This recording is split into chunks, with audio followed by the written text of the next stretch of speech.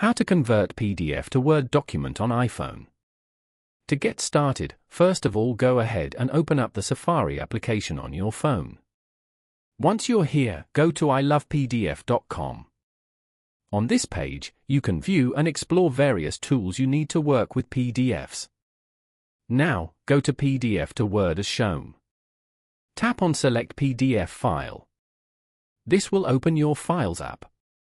Navigate to and select the PDF document you want to convert and tap Open at the top right. Once the file is uploaded, tap on the Convert to Word button at the bottom of the screen.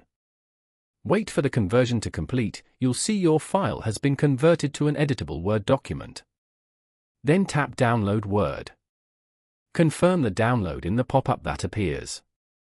Now, tap on the download icon in the bottom left as shown.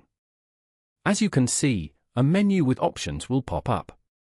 Select Downloads and you can find and open your new Word document from your browser's download manager.